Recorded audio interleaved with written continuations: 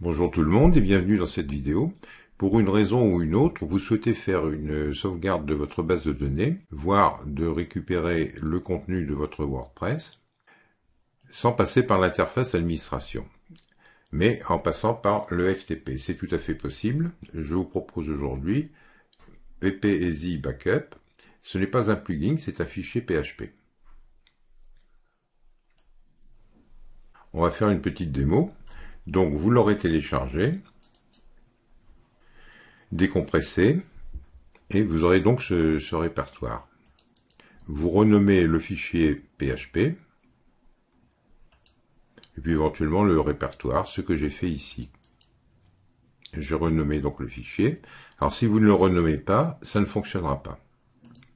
Vous prenez le tout, vous le collez à la racine de votre serveur, vous utilisez à la suite de l'URL de votre site, et vous rajoutez le nom du répertoire et le nom du fichier renommé. Ici, vous avez le choix.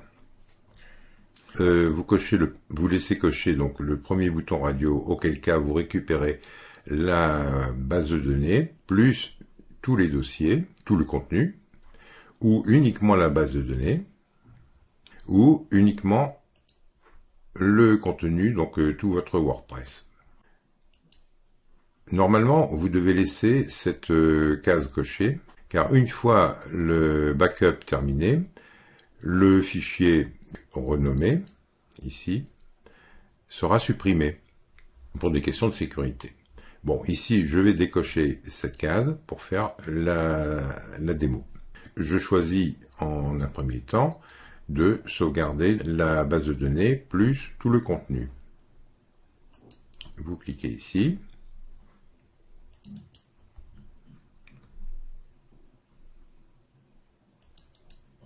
Vous récupérez ici la base de données, donc sur votre FTP bien sûr, dans le répertoire.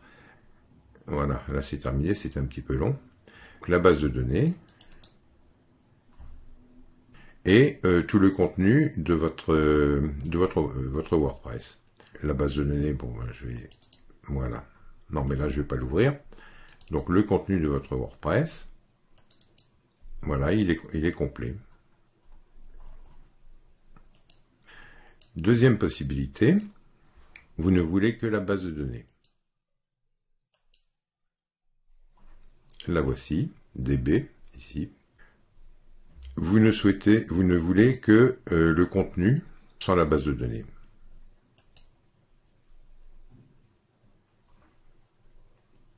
Voilà, vous l'avez ici.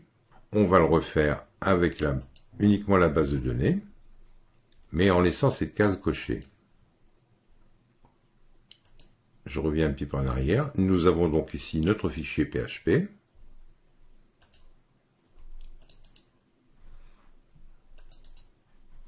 Et c'est parti.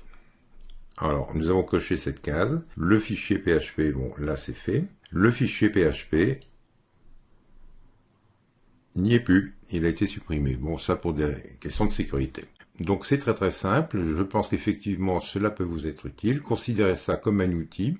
Ne le laissez absolument pas sur le serveur de votre hébergeur. Une fois que c'est terminé, eh ben, vous le supprimez tout simplement.